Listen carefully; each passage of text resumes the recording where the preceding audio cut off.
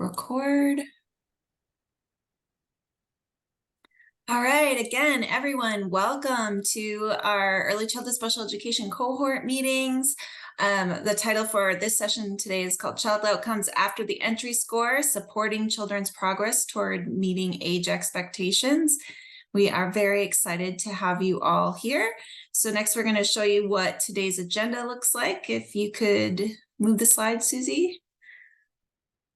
Give everyone a second to take a look at how we're going to flow through today's session. We have updates from the unit. We're going to check in regarding data meetings and how those are progressing in the field. Talk about progress monitoring processes and data collection. We'll have a quick break and then come back and talk about impact and implications. I can never say that. Every time we record, I say that word that way. Implications of the data is so strange. All right, and then we will have time to break out into breakout rooms with your colleagues, so you can have some time to network and talk about how things are going in your programs in a little bit of a smaller group. And then we'll come back and summarize the thoughts, take a look at your questions, and move on from there. Next slide. All right. So our objectives for today is for you as administrators to lead with resources to support your teachers, to set high realistic expectations for students, recognizing the special circumstances an individual child's exceptionalities may present. Our second goal is to understand the universal terms that we are all learning to speak a different language. It's child outcomes or COAS processes language. And we were so used to TS Gold language, and now we're getting used to something new. And then we're going to ensure that you're able to support your teachers to gather and reflect on current child performance. And our fourth goal is to identify practices with teachers to achieve age-level expectations by the end of a child's preschool career. So we're hoping you'll have everything you need to do that when you get back to your programs. All right, I'm going to pass it over to you, Susie. Thanks, Tammy. So just a little bit about the cohort meetings for any of our new friends that are joining us today, that in general, we have been making these available for the past several years. And the purpose of a regional cohort meeting is to create this space for early childhood special education personnel to share experiences in the field and to collaborate with each other, celebrate successes and problem solve through any challenges, because you're doing the work on the ground and you've found ways to be successful in this work. And we feel like it's a great place or an opportunity for you to share with each other. And and the reason that we're doing this is to improve outcomes for preschool children with disabilities. We've been coming to you with some of the data sharing meetings, looking at some of those outcomes. And I believe this is a good way for us to address some of those areas of need. So during the meeting today, please feel free to pose questions in the chat. We have our entire team here today available to answer those questions while we're presenting. We ask that you keep your microphones on mute while we're presenting to minimize disruptions. But thank you again for being here. And let's take a look at our meeting goals today. Or we did that, right? Meeting goals for today's meeting? Yeah, we did that already. A little bit about our unit and our team. So I'm Susie Perry, the Director for Early Childhood Special Education. I've been here since 2016, supporting school districts to achieve high quality outcomes for their preschool children with disabilities. We coordinate technical assistance around the state and supporting the administrators who have programs for children with disabilities. Our role is to disseminate federal and state policies and support the implementation of practices to support the children that are enrolled. one of our things that we like to talk about is really trying to have fun working with our teams, and I do have a great time working with our specialists, and I know our specialists have a great time working with you. And so let's take a look at our team here, introduce our 5 team members right now. Camille Verdugo is a program specialist and works in the eastern and southern part of the state. Elizabeth Hamilton is our program specialist working in the central area of the state. Erica Argueta, program specialist working in the western portion of the state, and Lenka, our program specialist working in the northern parts of the state. Tammy Phillips is our lead program specialist, so she is kind of a liaison between me and our team, and has a great new job with our team, really working on coaching and program development and supporting all of our projects. So they're going to be presenting a number of these slides today, so you'll get a chance to meet all of them. I'm going to pass it over to Lenka. You're on mute, Lenka. Good afternoon. Good to be here again. And I see some familiar names. So on my caseload, I'm saying hello to you. I met with some of you this morning. So it's true, we love to work and collaborate with our districts. So we want to remind you of a few housekeeping tips. Participate in conversation. We love to hear you. We value your input, and we also learn from you. Webcams on if possible. We want to see your faces, smiles, and connect via this virtual platform. Please set your microphone to mute when not speaking. We're also going to have breakout rooms where you have a possibility today network. Next slide, please. Hey, Lenka, did you want to mention our last bullet on here? Yes, if you have any, that's true. If you have any specific questions, please, you can find them on the Jamboard, and you can address them at the end of our session with our specialist. So I believe that the Jamboard link will be dropped in our chat box. So if you have a specific question, that would be an opportunity if you open that link to go to your caseload, and to a specific question, there is a page reserved for you, and you may post those questions there.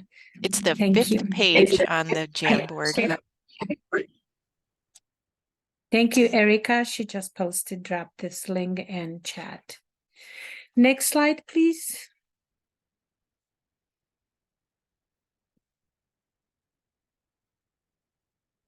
So we want to share a few updates with you. One is our collaborative work with our colleagues in Arizona Intervention Partners. We created a presentation called Early Childhood Transition, Building Collaborative Communities.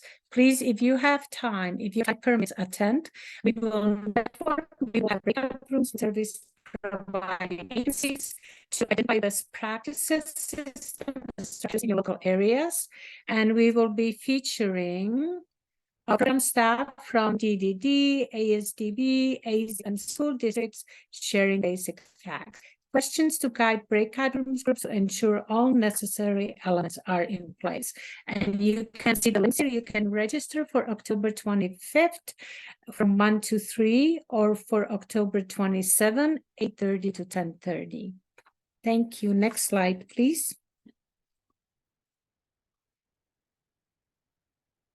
Another update is our Early Childhood and Early Intervention Summit, Leaping Forward, Ensuring Children Thrive, which will be February 28th, 29th, and March 1st, 2024. So it will consist of 3 days of full schedule. In day 1, the stage is set for discussing challenges and barriers in Part C and Part B. In day 2, the Part C Early Intervention will be focusing on best practices and will be sharing their strategies. In day 3, Part B, Early Child Special Education, will focus on best practices and strategies in Part B. Next slide, please.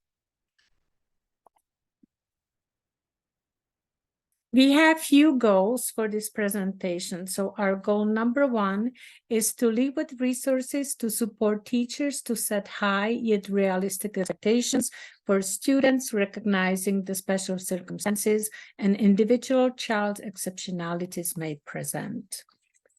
Next slide, please. How many have had a data meetings with their early childhood specialists? So recently, 2 states experienced huge growth in their child's outcome. Both Mississippi and Alabama have attributed their success to paying attention to child's school level data, teaching the areas of need.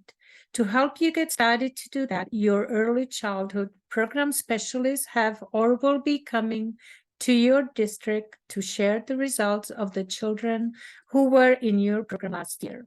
We're going to launch a poll asking you if you had the opportunity yet to review the outcomes data with your program specialist. And you see that how many have had a chance to meet with your child program specialist. So our answer is yes, no, or I'm not sure. And I see the poll already.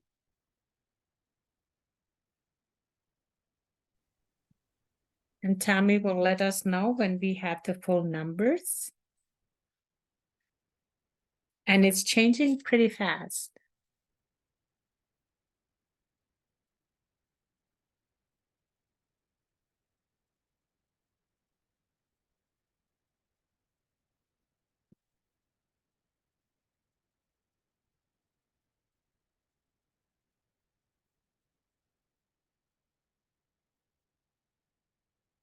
So as you can all see, I think we're almost done, Tammy. What do you think?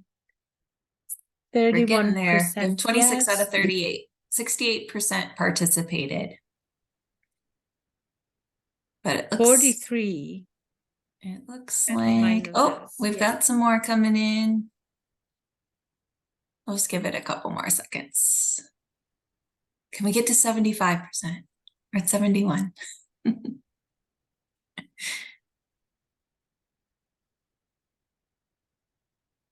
All right, I'll end it and share the results. Looks like we've got a few not sure. So you will definitely be getting emails from your program specialists. And if you're not sure, please, you are always welcome to reach out to us.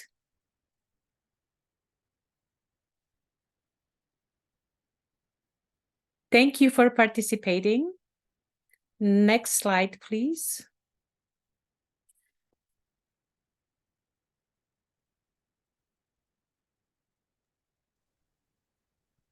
Are you still seeing the slides? Because I didn't see the poll, so I can't tell what.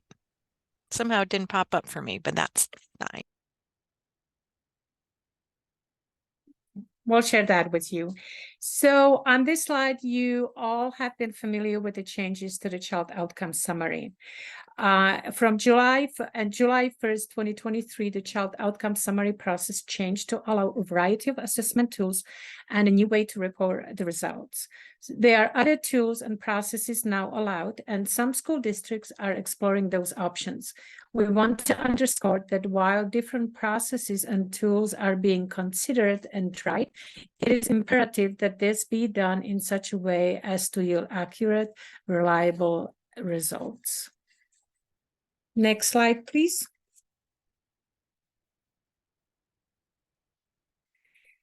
So our goal too is to understand universal terms to describe child outcomes processes. As we in Universal Design for Learning solidifies understanding of how we approach learning through the common vocabulary, this is our goal. Because as I experienced in today's meeting, we had issues with understanding a simple word and how that applies to that child outcome process. In this section, vocabulary will be defined.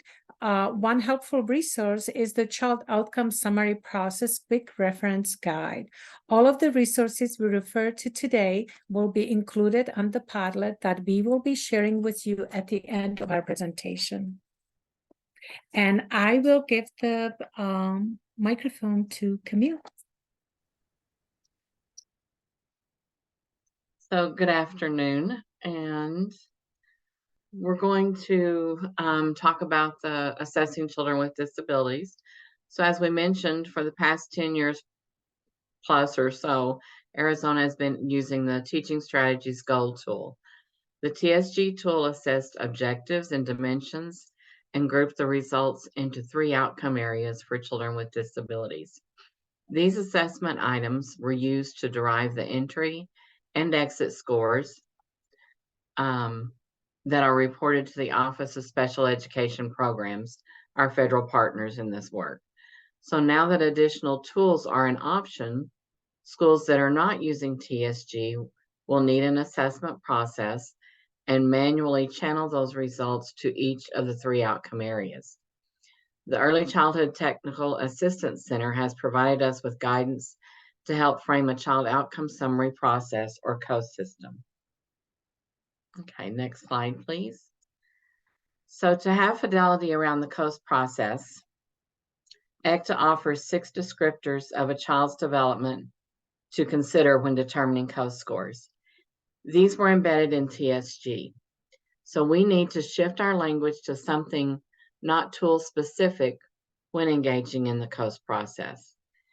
Denabel and McInerney describe an ongoing progress monitoring assessment system that takes place over time, follows children's progress, uses a variety of assessment methods for collecting data, provides information and feedback to the team on children's acquisition of knowledge and skills across settings and time, helps the team analyze efficacy of curriculum, instruction, strategies to support learning, environmental supports, interventions, among other things. So by demonstrating these key practices, high quality evidence of children's progress can be collected and documented. Next slide.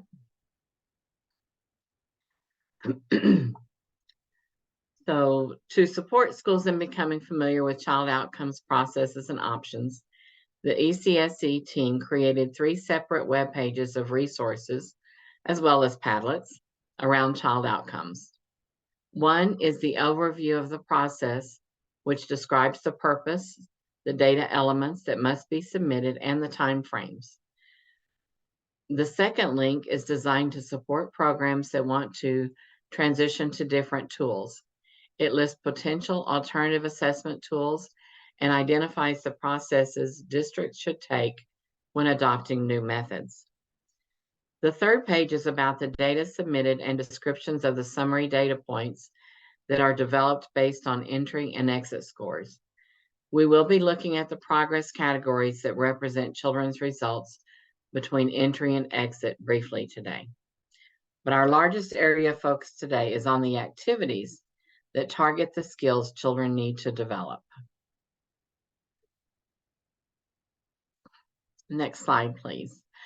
So most districts have now submitted entry scores for their preschoolers with disabilities.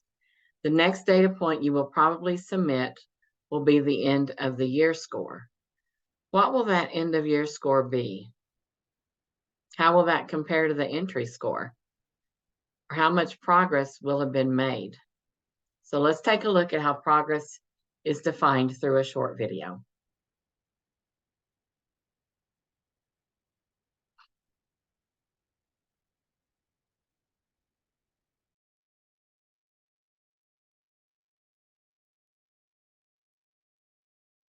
COAS data to OSEP progress categories, summary statements. In this presentation, you will learn how the Child Outcome Summary data are transformed into the national data reported by the U.S. Department of Education's Office of Special Education Programs, OSEP. Children exiting from early intervention or early childhood special education should have 3 pieces of Child Outcome Summary information for each of the 3 outcomes. A rating between 1 and 7 at entry, a rating between 1 and 7 at exit, and also at exit, a yes or no answer to the question about whether the child has gained any new skills or behaviors. The state agency collects this information from all programs around the state, To demonstrate how this information is converted into the numbers that are sent to the U.S. Office of Special Education Programs, let's start with the progress reporting categories. There are 5 progress reporting categories, each representing progress between entry and exit. When reporting progress data, states identify the percentage of children who A. did not improve functioning, B. improved functioning but not sufficient to move near to functioning comparable to same-age peers, C. improved functioning to a level near to same-age peers but did not reach it, D. improved functioning to reach a level comparable to same-age peers, and E. those who maintained functioning at a level comparable to same-age peers. The progress reporting categories can also be thought of as different developmental trajectories. Understanding that children show different progress trajectories is key to understanding the OSEP reporting categories and how the child outcome summary data is converted into those categories. In this graph, age in months is shown across the bottom. 5 different trajectories of growth in an outcome are illustrated with different colored lines. Look at the red line in the graph. This illustrates the first reporting category, A, which refers to children who did not show any improvement in functioning between entry and exit. Note that the red line is flat between 12 and 66 months. All other lines go up, indicating that these children acquire new skills over time. The purple line illustrates typical development and is Category E, children who continue to function like same-age peers between entry and exit. The green line shows Category D, children who were not functioning like same-age peers in the outcome when they entered the program, but caught up and were functioning like same-age peers by the time they left the program. Both the blue and orange lines illustrate the growth of children who were not functioning like same-age peers when they entered the program. The orange line shows children who begin to acquire skills at a faster rate after entering the program at around 24 months. The blue line represents children who continue to acquire new skills at the same rate after they enter the program. Now, let's talk about how the 7 points on the Child Outcome Summary Rating Scale become the A to E reporting categories. The 7 points also represent development trajectories as shown in this graph. The 6 or 7 on the Child Outcome Summary Rating Scale indicates the child is functioning like same-age peers. Expressed another way, a child with a rating of 6 or 7 is considered to be following the trajectory for typical development in the outcome. In the graph, the dotted line indicates typical development. Ratings above the dotted lines indicate children are developing like same-age peers. Ratings below indicate slower development. Let's say a child at entry was given a rating of 2, and at exit was given a rating of 4. When we draw a line to connect those 2 ratings, we see the child's developmental trajectory for the time he spent in the program. Let's look at some different trajectories. Again, a rating of 6 or 7 on the Child Outcome Summary Scale indicates the child is functioning like same-age peers. Let's look at a few different combinations of ratings for children who are functioning like same-age peers at both entry and exit.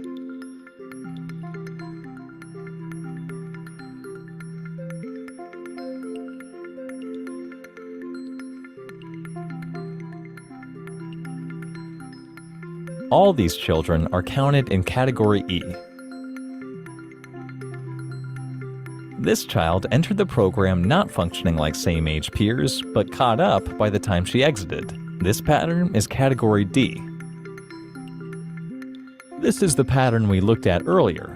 This child showed sufficient improvement in functioning to move to a higher developmental trajectory, which is a higher rating on the scale, but had not yet achieved age-appropriate functioning when he exited. Here's another example of Category C.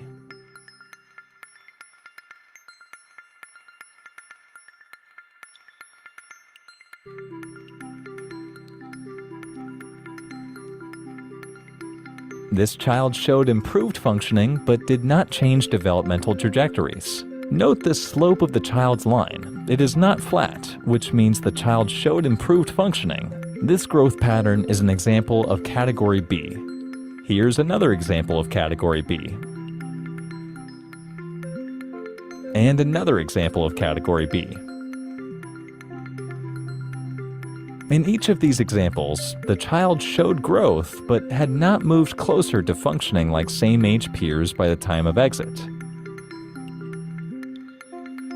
We know that a small percentage of children show very little or even no growth while in the program. For these children, we need to look at the answer to the progress question about whether the child acquired any new skills between entry and exit. If the child has a rating of 1 at entry and exit, and the answer to the progress question is yes, then the child's trajectory is going up ever so slightly. This would be another example of Category B, because the child made progress even though she did not change trajectories. If the answer to the progress question had been no, then the child's progress would be in the Category A. This means the child's developmental trajectory was flat or went down. This is an example of a child who lost skills in the outcome area between entry and exit. Here's another example of Category A.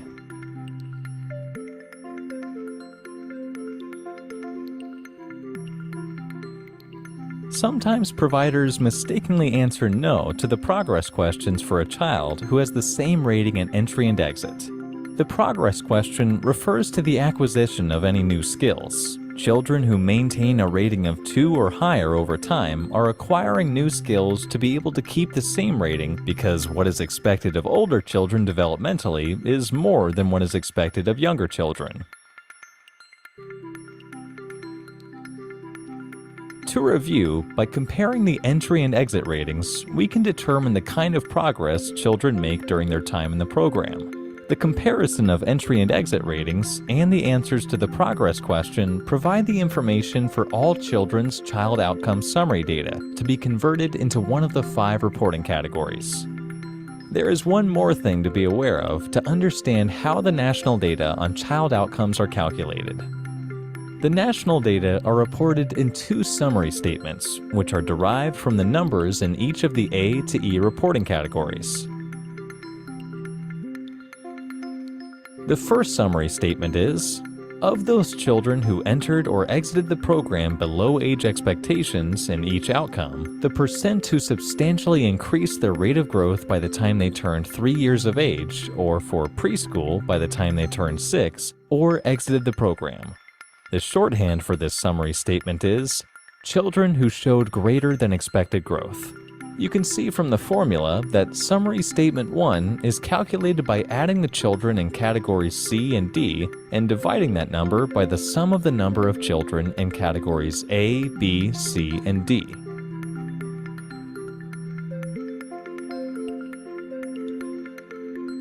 In this example, 75% of children who entered the program below age expectations in social relationships increased their rate of growth by the time they exited the program.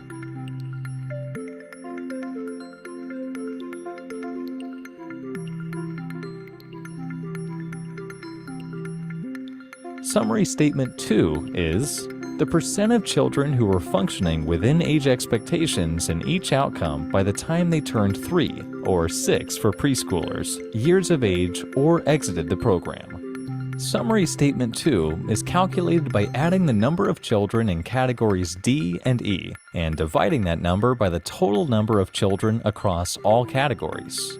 This summary statement is often described as children who exited the program within age expectations. For the same example, 54% of children who exited the program were functioning within age expectations in social relationships.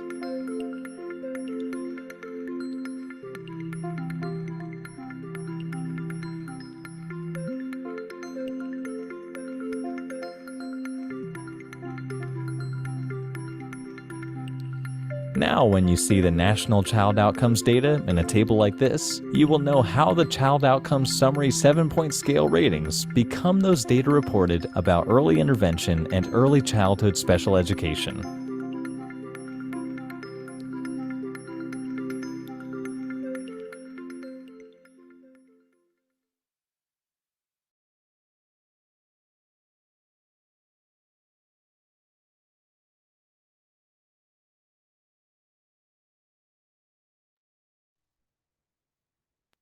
So Tammy, right. we're a little bit I'm not- ahead, so, or a little, yeah, a little bit ahead. So if there was any questions or anything from the chat or any questions about that video, we could take a second or we could, Sure, it sounds good. I haven't seen any pop up in the chat, okay.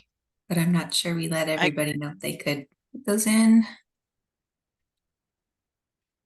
I have a question. This is Christy from Alhambra. Hi, Hello. Christy. My question is, students on an IEP enroll all the time.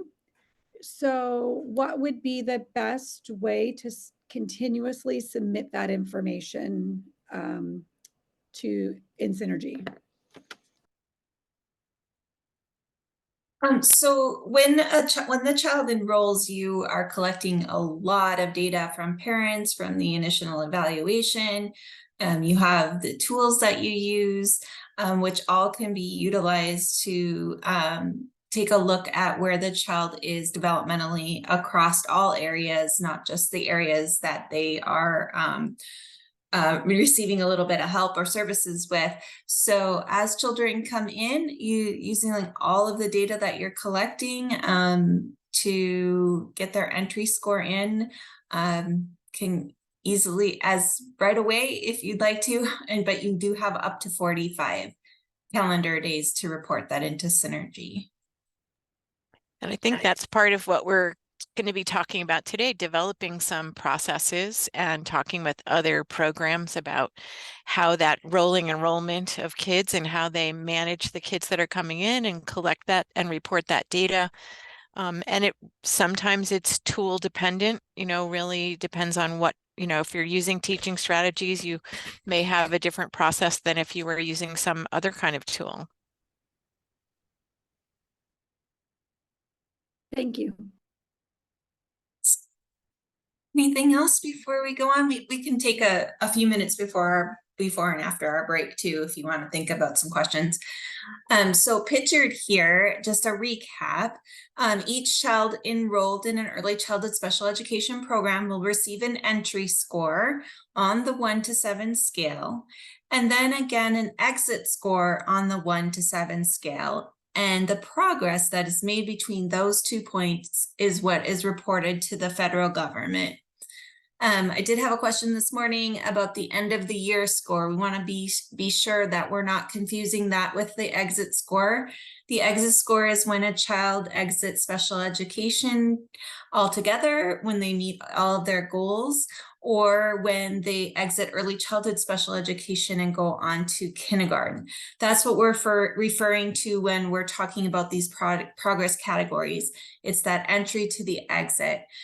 Arizona as a state has asked that we do an interim reporting at the end of school years, for those children that are in multiple years, to just keep track of children's progress and to keep looking at data and adjusting as needed in our instruction and in the services we provide. Is just another data point, and also helps us to ensure that we're not losing kids that would suddenly move out of state or something like that. So we just want to have that interim in there just to keep track of our children and make sure that they're gaining skills as they work with us.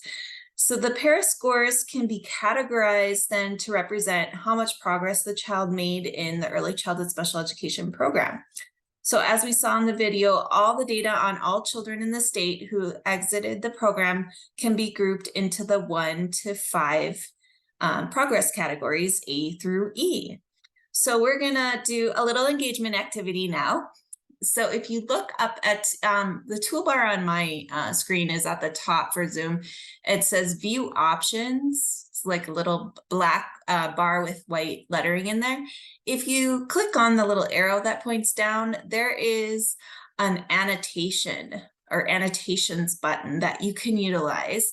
So I'm going to ask you a question, and I'm going to have you all use annotate the stamp feature, which you'll see is the check. There's a check mark there. So if you scroll over to the stamp, using your stamp, you can vote for an answer to this question. So if you were to take a guess as to the category that represents the state's largest percentage, which progress category do you think it would be? So you're going to use your annotations to put a check or an X or heart, whichever you'd like to use, on the category you think have the most students in it. All right, we got a couple votes for C already and a vote for B.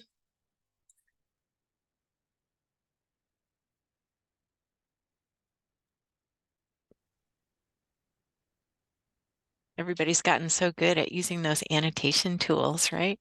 Yes, if you can't use the annotation tools and you want to vote, go ahead and throw it in the chat. We'll consider those too. We're very flexible. And I see a hand up. Carolyn, did you have a question for us while we're voting?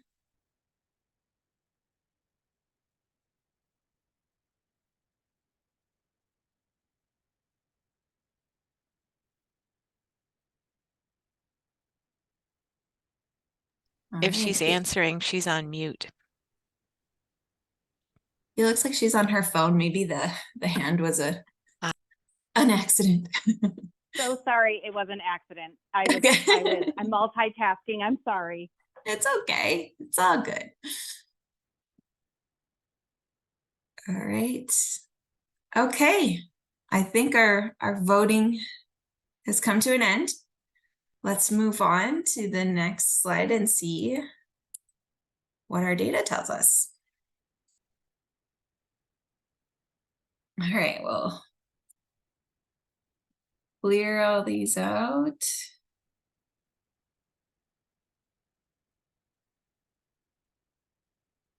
Okay, so pictured here is the percent of children in each progress category is broken up into 3. So outcome A is our social emotional skills. So what we have pictured here is social emotional skills for school year 22-23. And you see the bars representing the number of students in each progress category. So 43 children were in category A, which is about 1% of the total population. Keep in mind, these are just the kids who exited, so it's mostly those kinder kids, not the threes. 1,279 were in category B, which is almost 30% of the total population. 18% were in category C, which is 778 children. 26% of the children were in category D, so they improved functioning to reach a level comparable to their same age peers. And about 25% of the children were in category E, so that's maintaining functioning at a level comparable to those same age peers. So again, keep in mind, this is only one outcome area. So if a child is functioning comparable to same age peers in one area, that doesn't necessarily mean that the other areas are an E as well. There might be some variations in children. As you can see, we have a large number of students in the B category. So these children's gains were on a trajectory that, while they developed possibly through maturation, they didn't add skills expected for their age group.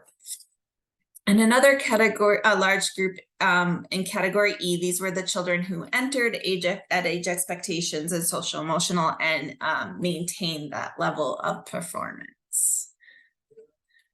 So I'm going to give you a second to just take this data in, and you can come off mute or let us know in the chat what you notice. What does this data tell you? And what are you thinking you might want to do about this data and the outcomes?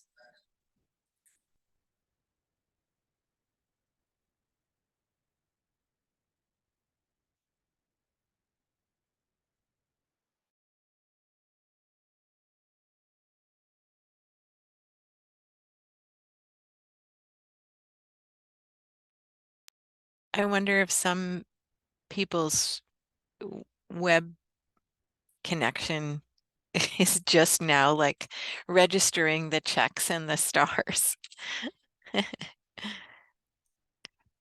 Oh, the internet.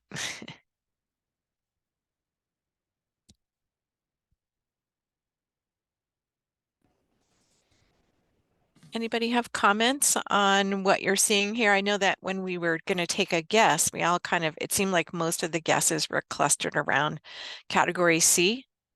And, but we are seeing a lot of kids who are in that category B who improved functioning. So they were gaining skills, but not sufficiently. So it was that rate of growth.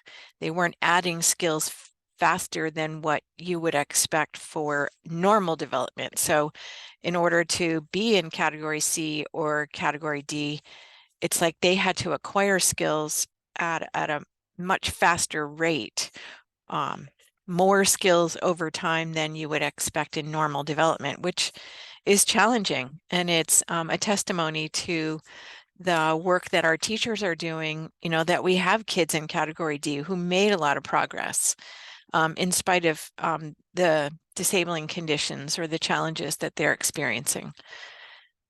So, you know, an area of concern for us is to be looking at the number of kids who are in B. And as we saw, those are kids who entered as a 3 and left as a 3, or entered as a 4 and left as a 4, who didn't really, and based on the tool that we're using, that, you know, teaching strategies generates that score, right? So we're not writing it's a 3. It's, you know, most everybody has been using teaching strategies, and it generates that score for us. So what we're trying to figure out is, you know, what kinds of things do we need to do to change this trajectory from having all of this kids that are in category B. And kind of, you know, if you think about that preschool toy where it's got the peg and the hammer, you know, just kind of hammering down that category B so that we can get more kids into C and D and E, or C and D. So any thoughts from or anything in the chat from comments from people on the call today? This is Mary from the Avondale School District. Hi, Mary. Sorry, I couldn't unmute earlier because I couldn't figure out how to get the annotation off. But I figured it out. Something I was able to meet with Erica, and something that we had been able to reflect on, like for our data, is kind of the population of children that are being evaluated seem to have a more significant need. So that could be reflective in, yes, they are making progress, but they're not maybe like functioning at the same level as their same age peers or typically developing peers. So that's something that, like, I know for our population as a whole has been something that we're noticing. Okay. So you're looking at your student population and your disability categories, and you're seeing that there may be some relationship to that. Sounds like what you're saying. Correct. Yes.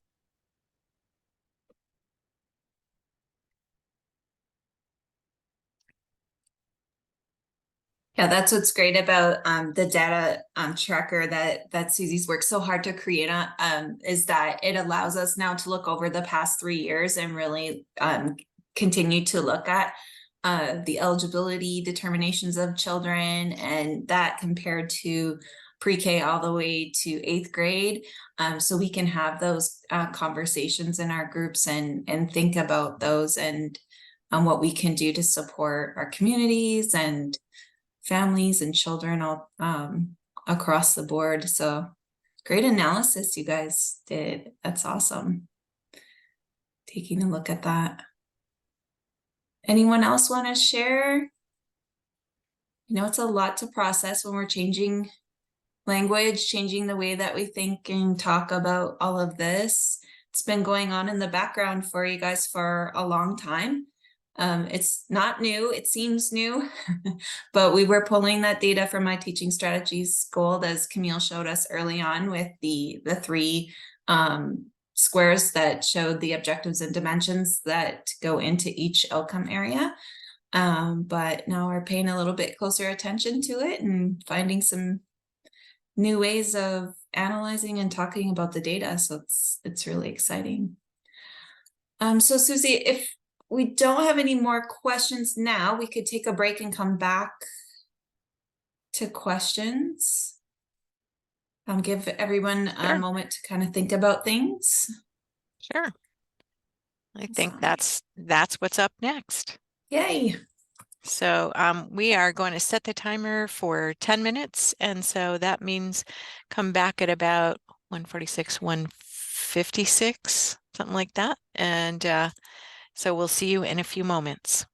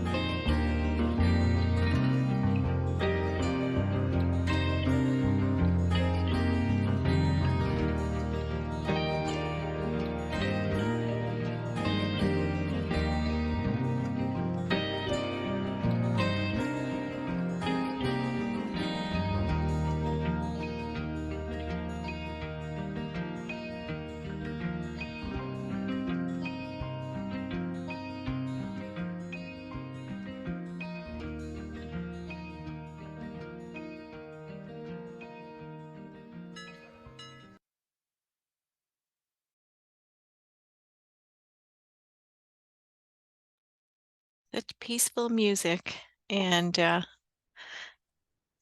found something that goes with our fall theme.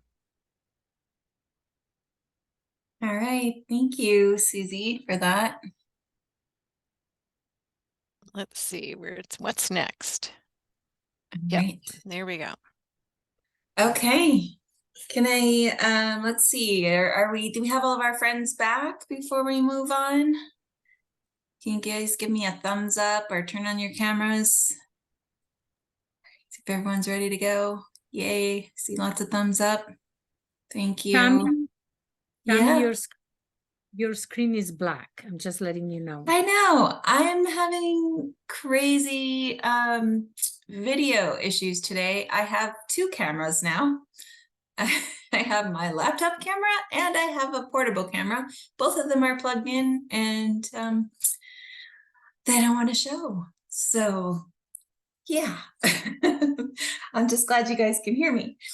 All right, so we are going to move on to our next goal. And just a reminder, we will have more opportunities for asking and answering questions after today's meeting. And also on the Jamboard, there is a space for you to add questions. We know there's a lot of tool specific and data entry questions that we can get to make sure that those are answered, but we don't have a ton of time today and it's a Friday, so we want to be sure to get you out by 3 o'clock as we promised. So moving on to our third goal for today is we want to be able to support teachers to reflect on current child performance. So going back to what Mary was saying, analyzing the data, taking a look at the needs of the children. If we're noticing that there are more significant needs, what do we need to do to help them increase into that C progress category? So that's where you all come in as administrators to help your teachers understand where children are and where we'd like them to be.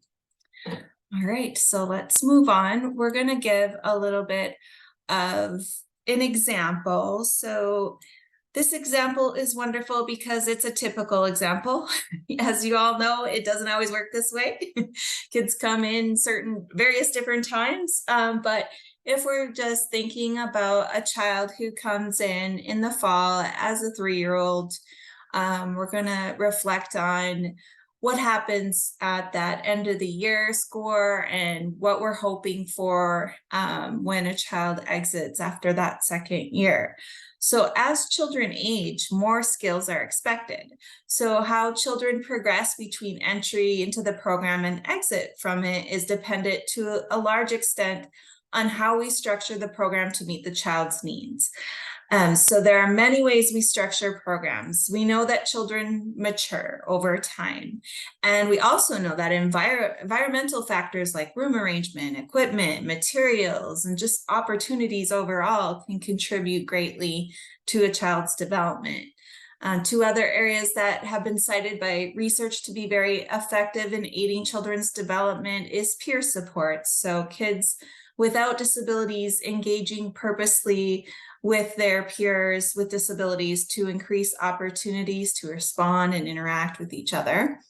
And finally, we have the individualized intensive interventions. That is that specially designed instruction, something that each child may need in order to progress. And that's why our students have an individualized education program. So all of these efforts are things we'll engage in to support children's age expected development. So let's look at this particular case study here. So this is Sam. These are Sam's entry scores that were submitted by his school district after assessing him using their COAS process. He received a 3 in social emotional, a 2 in knowledge and skills, and a 3 on the adaptive area, those behaviors to meet needs. So let's take a look at a 3. So we're going to look at that social emotional area. A 3 is described as a child that does not yet show functioning expected of a child of his or her age in any situation. It would be a child that's using immediate foundational skills most or all of the time across settings and situations. And this is also can be described as a child that's functioning much like that of a younger child, so not at age expected. All right, so let's focus on social emotional. So we're just looking at this one outcome area. If Sam starts out as a 3, what score would we want him ideally to be at exit? So that, skipping that middle one, looking at this last one, this exit, the 5 years old. You can use your annotations if you like using that, or put it in the chat. What would you like him to be when he's moving on to kindergarten? Ariana says a 5. Thank you. 6 is coming in. All right. Right. So 5's a 2-point growth over 2 years. 6 is a little bit more than that. So getting into that age expected. Aaron's is a 4. Right on. Thank you. So if at 5 we're hoping for or working towards a 5 or a 6, if you rated that, what would this middle score then? What progress were we hoping that end of the year score would be? That interim in between the 3 to the 5, that could be 4 or just going to be 4, depending on your birth date.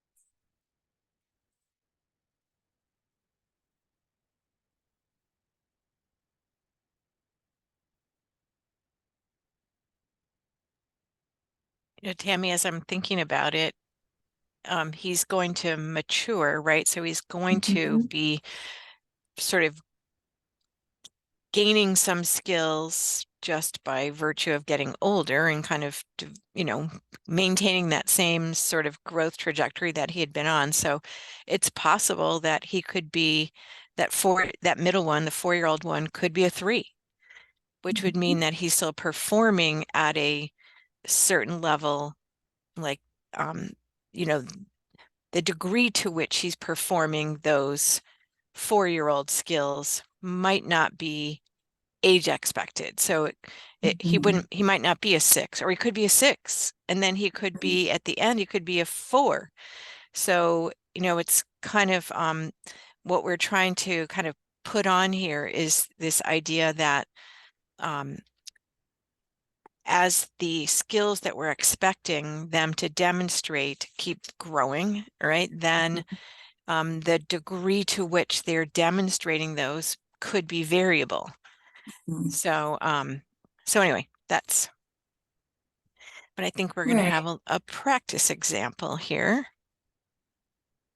Yeah, that's great to mention, Susie, because, you know, sometimes even when we're looking at children at 3 and we're evaluating them, we're kind of sort of thinking maybe that, you know, that there is some concerns there, but then when they're 4 and they have those higher level expectations at evaluation, sometimes you'll see a few more kids qualify if they are a little bit older. So that goes along the same thought process that, you know, as they're 3, we have certain expectations for the development, and 4 and 5 then increases. So really good to think about that too.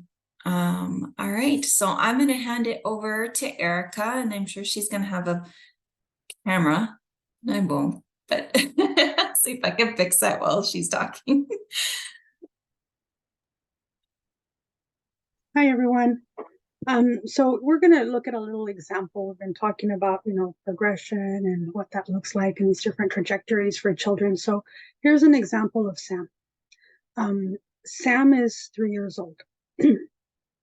Excuse me. And I better put my glasses on, sorry. Sam is 3 years old, and looking at the slide, over on the left part of the slide, what evidence do we have that Sam is a 3? So currently is functioning generally in the 25 to 30-month-old range.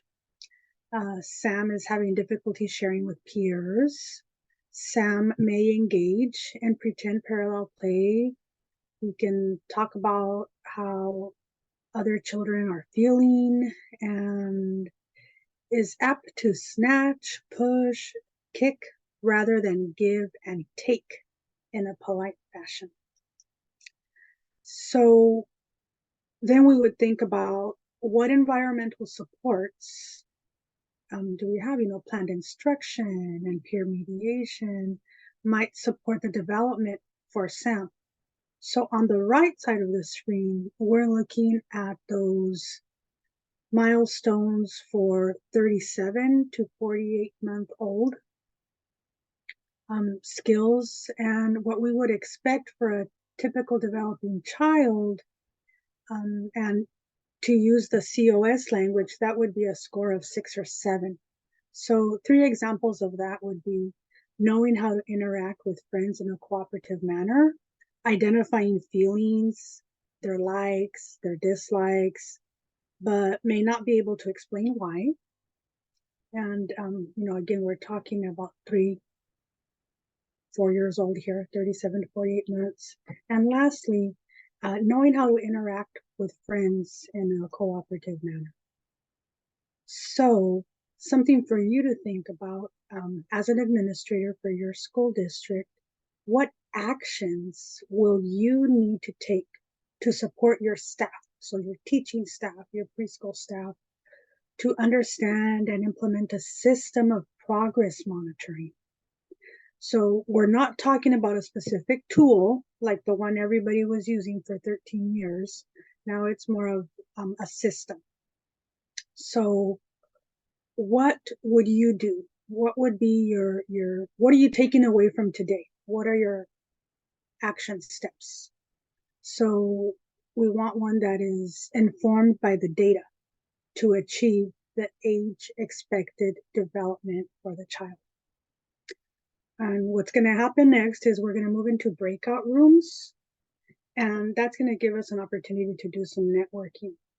And in those breakout rooms, we'll be having those conversations to have a more deeper understanding about the things that we would need to do to support the teachers and to reflect and plan on this growth. So some of you have a really good plan. I know I've had more than 10 data meetings at this point, so I've had more than 10 conversations, and I have quite a bit to go still. But just in those meetings, just talking to you all, it's just impressive how the data automatically just gets you going in what next. So some of you already have a plan. Some of you, just by looking at some of the samples and graphs today, I can already see those wheels spinning. And some of you are probably still in the wonder, like, I wonder what this means. I wonder what I have to do. So this is our opportunity to be able to network. So when we started our meeting at the beginning, we shared the goals with you. So the purpose of our regional cohort, and this is the first one for the year. At our regional cohort, we're going to be moving into goal 4. So this is the part of the meeting where we're going to be identifying practices with teachers to achieve age level expectations by the end of a child's preschool career. So again, we're opening up these breakout rooms. And for that, we have a Jamboard. So I shared that link earlier, and let me drop the link again right here for you guys. In the Jamboard, we have different frames. So you will be using the frame number that corresponds to your breakout room. So if you're in breakout room number 3, you will go to frame 3 of the Jamboard, and that is where you will collect or document your thoughts or the conversations that you're having with the people in your meeting. So you may want to assign a scribe. Maybe somebody can do that for you. Or if everyone just kind of wants to, come off mute and share, and then you type yourself, whatever works, you guys can figure that out. So we have a copy of the Jamboard up on the screen, and Susie is demonstrating for us how to advance. So you see that little arrow right there? That's how you advance to the next frame. And you can see there, room 2, room 3, and so on. And the way you create a note for this, just in case you're not familiar with Jamboard, is over on the left. She clicked that little icon. So there you go. That little icon right there is for a new post-it. And you go ahead and type on your post-it. You can choose colors, your post-it note color. And when you're done with your thought or your sentence, you click save. And then it just adds on to that sticky wall for the Jamboard. So that's how that works. And don't forget that last frame, I believe it's frame number 5, if I'm not mistaken. Frame number 5, that is our parking lot. So we shared that with you in the beginning. So if you're wondering about stuff or have questions or too shy to put it in the chat, that's okay. You can put it here.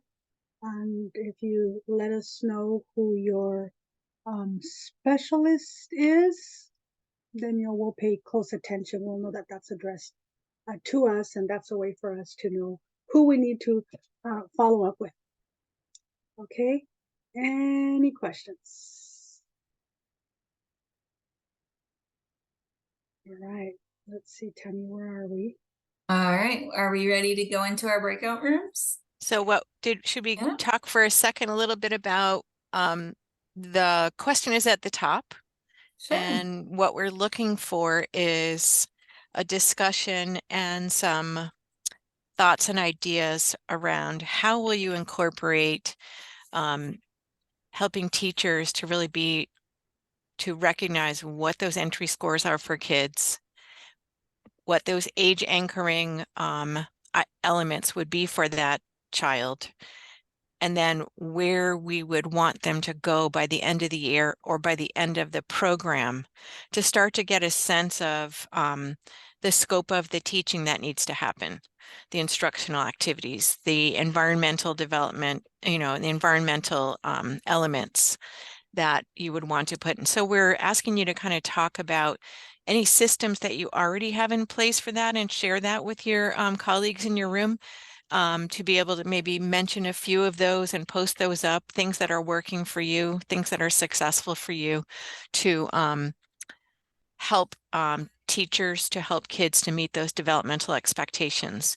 What we want to do is move from the bulk of the kids being category B to finding ways to help them to be making more progress during the year, and maybe it's just as simple as maybe we need to pay attention to how we're observing kids and how we're rating kids. Maybe that would be part of the the issue. Or maybe it's maybe we need to set higher expectations, or you decide what it is that you think are some of the things that are important that you're doing or you think you should do to help kids to meet those high expectations. So Tammy, you're going to move everybody into groups, and I am. oh, they're in? They're all ready to go. I just have to open the rooms and everyone will fly to where they go. Transporter. Right. Beam them up. Yep. All right. I'm going to pause the recording though. So this. Hi, we were in a breakout room and we got kicked out, and we were right in the middle of the conversation.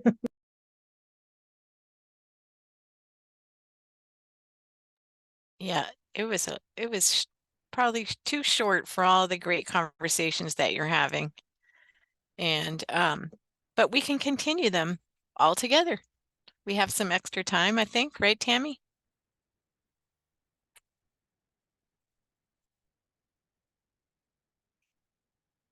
Looks like your camera's working now. It's awesome. It is. It's the extra one I added on. I think pulled things out, put them back, you know, all those little things that you can do. Awesome. Does it look like we're all Yeah, we're all back. together? Yay. Yeah, great conversations. Seems like there's never enough time to collaborate with each other. Okay, I'm gonna share the Jamboard then, Susie, so Sure. Erica can continue leading this discussion.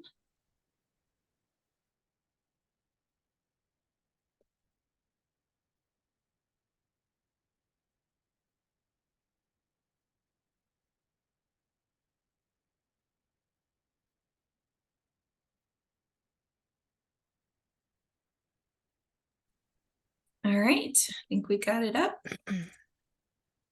And I guess I'll start. I was in room 1 and we're on page 1 right now. So I could share a little bit about the conversation that was happening in room 1. We were talking about change and, you know, changing to this process and thinking about new systems. And there was a lot of positives that came out when we were discussing thinking about inter-rater reliability and how thinking more intentionally about the child outcomes process has us thinking about our systems of moving away from one person, putting all that data into my teaching strategies gold, and really making sure we're getting input from the entire team, including families, so that we're making those informed decisions, looking at across settings for students' progress and everything. And thinking more about using TSG or any other tool that we're using more intentionally, not just to get it done, but to really use it to inform our practices and instruction. And we also talked about using the COAST data at PLCs when practitioners are coming together and using that data together as a team to inform practices and talk about strengths, make comparisons and, you know, structure of classrooms or way things are going, the services being provided to kids. So we saw a lot of, we talked a lot about a lot of benefits to this process and really learning it more and getting more intentional.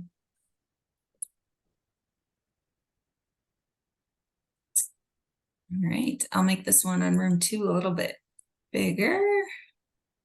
Hand it over to Camille. Well, we just added one today, and that was they're making sure that team members are trained in COAST. I think everyone in our breakout room is still using TSG from what it sounded like.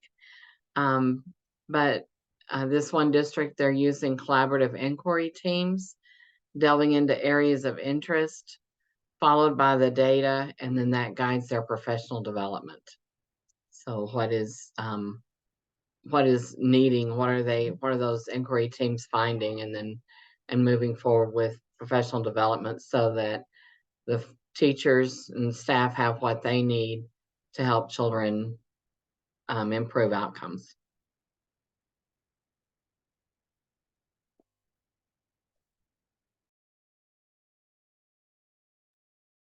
So in room 3, we had a few people speak just about, you know, how they have worked with their school district SIS manager, student information system coordinator, or the person in charge of their, you know, whatever tool they're using. So in one particular district, the preschool coordinator collects the entry score, hands over a report to the person at the district office, and the person in the district office enters that number. So this is a copy of a spreadsheet that they're using to keep track of the children. So this is the child, this is when they started, that you can see that in that column, when they entered, the entry date, and then, you know, and so on. So this is a way for them to keep track, because of course they come in throughout the school year. They don't all just start in August. So, you know, how do we keep track and know that they have that data has been entered? And they're not waiting to the 45th day. They're doing it pretty quick. So that's just, you know, a reminder that I gave the folks in my room, that you do not have to wait into the 45th day. You have until the 45th day, but, you know, doing it in a week, 2 weeks, 30 days, you know, so that's what we were talking about, really. You know, what system do you have? What's the best way to do this? I think one of the things that I didn't have an opportunity to mention, and I'll take advantage of the time now, is we really need to consider those breaks. So for children who are entering preschool special ed, I'm just going to use the middle of December as an example. You have a max of 45 days. So if that child is entering preschool special ed, say December 10th or December 15th, and your school district is going to break for 2 weeks or 3 weeks, the clock is ticking. So we want to be mindful of that. Yeah.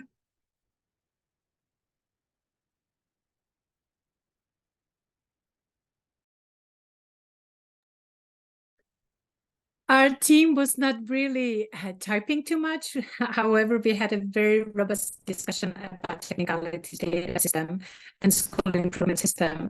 And I would like to invite Stephanie, if she would like to unmute and share what she shared with our group. And then the questions were based on her sharing her system that she has in Humboldt. So I'm kind of embarrassed, but we did not use TSG. We are not continuing to use TSG. We like the 18 standards. We want to keep with those. And so we already use a DAISY during our evaluation, which helps to start that child. And we use that information to you know, well, we use that information. Plus, when they start school, we kind of give them some time and get to know them a little bit to give them their beginning of the year or the first scores. And then we have portfolios. We keep all the teachers keep their portfolios, and they add to their portfolios either pictures or working or checklists that they've created for these standards. And the big question becomes, and our student management system is Synergy. My teachers are putting that data in. They're keeping their assessment folders. They're putting their data in. When the kids move from 3 to 4 class, then the folders will move with the kid to the new teacher. And they'll have that. We also have a quarterly progress report with the 18 standards that will be going home each quarter 1, 2, 3, and 4. So we're keeping track of that as well. And keeping that in their assessment folders. The big question became in our group is, we understand that we have an entry. We understand when they go to kindergarten, they have an exit. The question continues to be, and this wasn't just me, somebody else in our group asked this, is what do we do with the data for the 3s to 4s, which I think I have the answer, that we still have to put the data in. It's just it's not exit data, it's end of the year data. And I called my student management system and I asked him to add that, and he actually did that for me in Synergy. So it says entry 2023, exit 2023, and then end of year 2023. And that's what I'm thinking my 3 to 4s. And I think that, Tammy, I hope that I did that right, but I might be wrong. But that's what I did.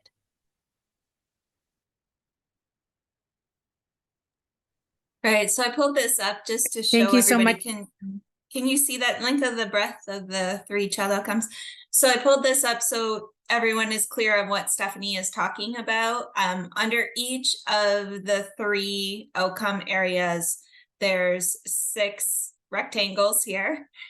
So that's why she was saying 18, because there's 6 for each of the 3. So in total, there's 18. So it's the knowledge and skills that you are looking at when you're assessing where children are and how they're progressing in each of the outcome areas. So I just wanted to, I hope that's okay, Stephanie, that I Just wanted to clarify to everybody. Yeah, so that's they know. fine. Yeah, Okay, that's fine. yeah. And am I right, Tammy, in regards to when we're in our student management system, again, my teachers are all doing it. We've got instructions, we're all doing it. When they're going to kinder, we're doing the exit data. When they're not going to kinder, we're doing end of year data.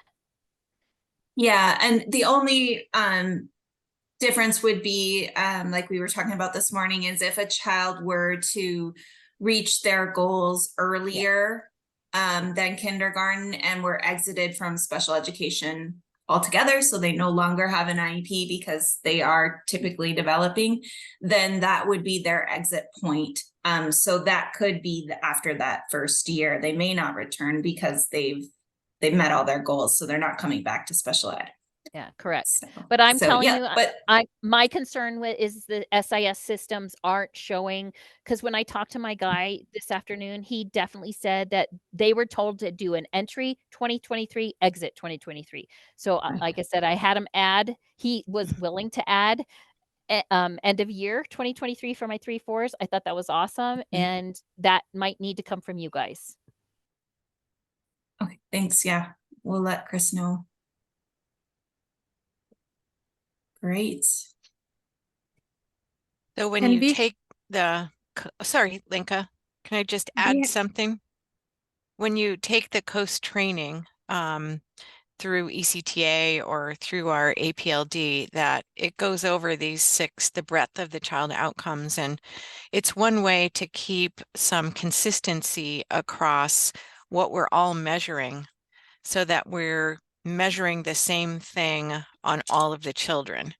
So if you're not using a particular tool and you're using this COAST process and looking at these different breadth of these child outcomes, and you're looking at the degree to which the child is demonstrating each of these 6 things on the 1 through 7. So you would look at all 6 of these and have on a 1 to 7 scale, the degree to which the child is demonstrating these. But that's sort of a simplified form. We're really looking at all of the age, the expected behaviors. And so that's why we recommend also looking at that age anchoring tool that we have on our website that kind of expands on these 6 areas and gets to a little bit more detailed level to look at children's performance and evaluate their performance based on the degree to which they're demonstrating these skills on the 1 to 7. So is it at a 1 level or a 2 level or a 3 level? So, and my team of teachers actually we're almost done with the ECTA training. We're all doing it together. So we have good conversations about all of this. So it's really it's a good training. That's awesome.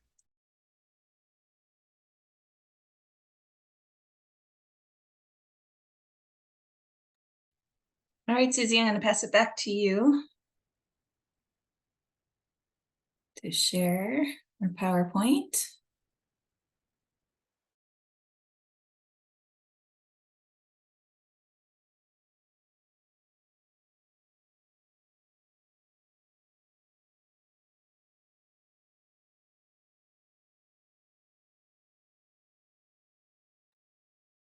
Yeah, you can go to the next slide. And one more. Here we go.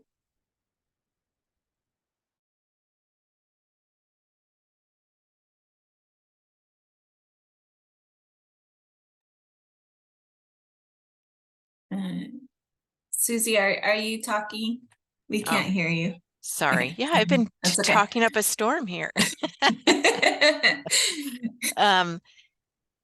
So it sounds like everybody's starting to build these systems, and that's great for not only how we're assessing children, how we're reflecting on those entry scores that they have, how we're planning for that growth and development that we're anticipating that children demonstrate by the end of the year, and then also by the end of the program. So I think engaging in those things and doing it in a team, with teams, school teams, that's fantastic. I think all of those rich discussions will lead to better outcomes for kids. We have a couple of other tools to share with you, and the Padlet. So I don't know, am I supposed to be presenting on this one, or is that one of the other, my teammates here? I don't have my, I can't tell who's doing what on this one. It's okay, Susie, if you'd like to talk about Padlet. Okay, so this is the QR code for the Padlet for this fall cohort meeting, and there are a number of great resources on there. So let's see, I don't even know if I have the Padlet up here. Does one of us have the Padlet up, or can I click on one of these? Nope. I've got it. I'll just hijack here for Okay, for great. you. There you go. You can go ahead and talk and I'll scroll around. I think Lenka made this. Lenka, do you want to share how it's organized? Sure. So as we found out, the Padlets are very popular in our group, and we love to make them. It's a very nice way to provide a digital library for you with all these resources. So you can move this, you see the columns, the titles on top, and you can move it up and down. So we have the AD Child Outcomes resources. All of those you will find the age anchoring tool and the decision tree and scoring, also the TSG tool, technical assistance on how to retrieve the scores, and the child outcomes manual. The second column has ECTA. I always go to ECTA, Early Child Technical Assistant. It has amazing work, amazing resources, including professional development, and any questions you could put it in that little search, and it will give you all amazing stuff. So they have really extensive library and child outcomes. So all of that we found could be helpful for you is included in our Padlet. And this Padlet, we will be adding more resources to it, so it will grow. Assessment samples, all the samples you could find on our AD website, so you have direct access to those. And the fourth column is team and parent collaboration resources. Those are also posted on our website, and some of them I took from the ECTA as well, and it might grow as well as we find some good resources for you. Hey, Lenka, can I mention something about the assessment samples column that you have? Absolutely.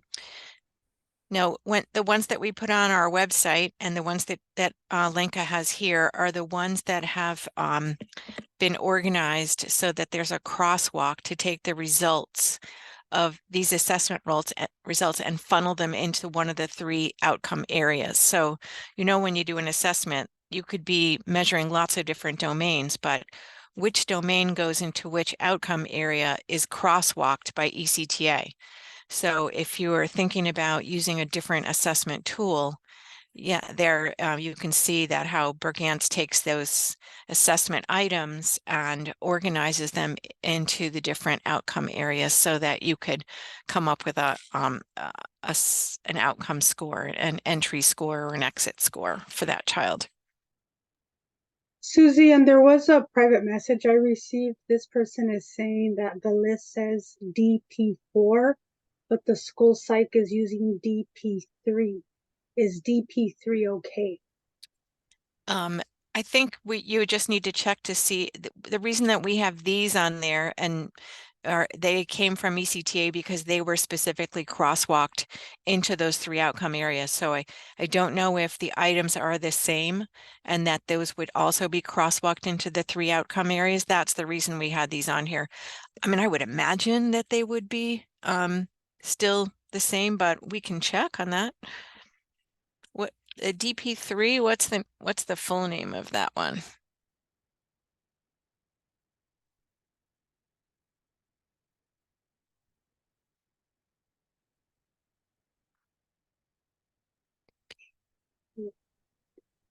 Is that on here? I'm not seeing it. I'm not finding it. Maybe I'm just not Okay. fast. But, Oh, the developmental profile 3 or 4, someone says. Okay. So when ECTA built this list, that was DP3 was probably the current one. So I would imagine that they would also have, maybe even on their website, how to kind of funnel those items into the right outcome area. This is Carol. I just want to add that the DP4 has been out since 2020, so we are supposed to be using DP4 right now because of the timeline requirements since its release. We should not be using DP3 anymore because those norms are no longer considered valid. Okay. All right, great. Thank you. And then finally, kind of talking about that COAST being a process that includes a team of people, and that we have a tool on the website as well that will help you to document the reason that we selected each of these different outcome areas, that you can describe, you know, like the different behaviors and where that child falls with relation to age expected behaviors. So we need to be documenting that. If you're not using teaching strategies, on the documentation form that we have on the website. Another great one here is the Child Outcomes Knowledge Check. It's a fantastic assessment tool to look at, you know, how knowledgeable we all are about this COAST process. And it's an open book test, but it's challenging, and it really helps you to understand, you know, just the intricacies of the COAST process. So I would recommend, you know, if you're moving away from teaching strategies, that you have a way to know that there's some fidelity of implementation of the COAST process, because you know, it's a pass or fail. And so, you know, it's quick, it doesn't take very long, it's open book, but it really helps you to know what areas that you're proficient in terms of this COAST process.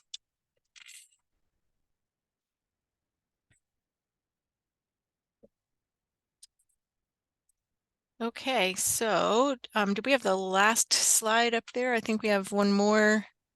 It's just references, and I think we just wanted to say thank you all for joining us today. We did have one question on the Jamboard, I think, that I think we can answer. We have a few more minutes. And I don't have the Jamboard up here, but can somebody read the question that was on the last, oh, there we go. On the Jamboard. Oh, we have a bunch of bike rack tool specific questions. So do we want to take some time to try to answer some of these, Tammy? Team? Yeah, you know what, let me pull up, I'm going to stop sharing. I'll pull up the Jamboard, and because we are at the end of our presentation, so I mean, some people may not be able to stay longer, others can. So if you feel that you need to go, feel free. If you want to stay for questions and answers, you're welcome to. And I'm gonna I guess I'll keep the recording on for questions and answers then, Susie, in case other people want to see those. But can you see them now? Yep. Yep. Okay. Okay, so let's see. Let's take the top yellow one. Interested in data reporting. Understand entry, not really the end of the year, confused about the exit. So I know we've kind of talked about this, mentioned this a couple of times during the presentation, but on our early childhood special education website, we do have definitions for these. And but just off the top of my head, that end of the year is a score that we're asking school districts to report, because and it's also the category of score that you would report if the child moves or ends that year with you. And so it's in order to prevent not having two scores for the child. We're asking that, and then the child maybe leaves or the family moves out of state. We're asking that we have another score that we could use to report should that child never come back to Arizona. And then because we're required to report on all children who have been in the program for at least 6 months. So it's sort of to hedge that issue. So that's what end of the year is. So 30 days prior to up to 30 days prior to the end of the year, you would generate another score for that child, a COAST score, and then end of the year, confused about that. And then so the very last score that you would submit would be the exit score. So whether or not the child left the program or left special education, that would be the last score you would submit. Hopefully that answers that question if you're still here. We had a question from Field. If, for example, child comes and it's 3 years old, so we did an entry, it could be done by from the evaluation within first week, or you have 45 days. So that is well understood. For example, the child leaves in January and then comes back the next year. So there were questions about, there is still a little bit of confusion about the exit. It's in vocabulary. So, and that was the discussion this morning. Do you think we've cleared that up at all, or do we need to, and we also recommend that you reach out to your program specialist, and they can talk with you specifically about that question for you in your district, or based on a particular child situation. They are able to kind of walk through that with you. Let's see, here's another one, this other yellow one. When collecting data at the end of the year, we have students exiting and students continuing. Do we enter into our system as exit for all students or just students going to kindergarten? So exiting preschool is you can exit preschool by aging out or by no longer needing special education. So at the end of the year, it's different than exiting. Those are two separate things. And I think we have it on our special education, it's on the one before this. So let's see here.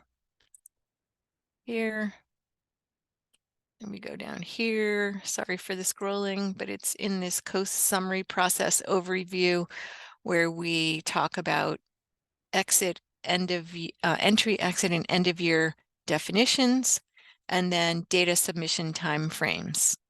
So we can put that link into the chat. I will put that in there for you.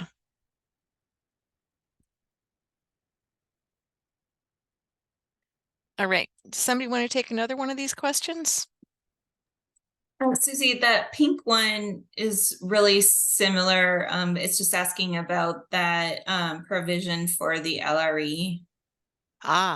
Yeah, yet another time when we have to provide. So this year only, school year 23-24, there is a requirement to, anytime the child changes LRE, to enter into the AZ system the new COAST score for that child changing LRE. After this year, it won't be required. We talked about it with our data team and said that we probably have enough. We wouldn't need to have every time they changed LRE to have that. We wouldn't need that data. So this year, it's just if you will do that for us. I don't believe that there's any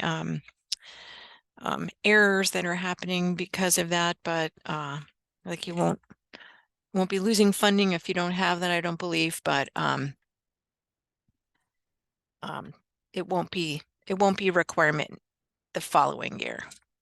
I have a quick follow-up question about that, Susie. Sure. So then would you call, let's say they've been with us for a couple months, we already have their entry, they change their LRE, let's say they go from inclusion to SPED or vice versa, type of system, would that be the interim score? Or then would we call that an exit score and then have to resubmit another entry and exit? So I don't know what your student information system fields are. And so, you know, I'm not really sure. I haven't seen one that says LRE score, LRE change score. I think it would be a, so if I were to take a guess at which one I would pick to do, it would be end of the year, because it would be ending one program basically and beginning another one. Because we're really looking at this in terms of the child is really changing what you're changing the program for them if they're moving from a more restrictive to a less restrictive or vice versa environment. I would put it in the end of year option. So you can have multiple end of year ones. And because you would need it if they left or if they came back. So. All right, so that's the pink one. We've done that one and we've done these 2 yellow ones. Is there a one-pager that reviews when a student needs scores? Yes, I believe, Linka, is this on our Padlet, the ESS data management guidance document? It is. Can we throw that link into the chat, perhaps? It's under the ADE first column, the manual. On the, I don't have the, on the Padlet, it's on the first column. Okay. I don't have the Padlet up here, do I? And then let's see, the blue one. Should a preschool student have one entry outcome assessment reported and one exit outcome assessment reported for a student's entire preschool program participation?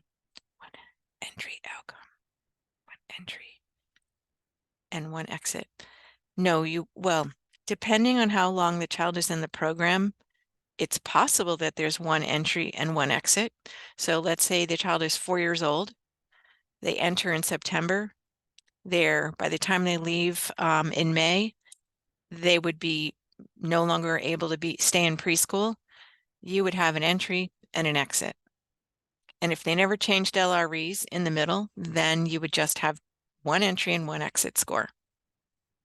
You don't have to have an end of the year score if the child is at the end of the year going on to kindergarten.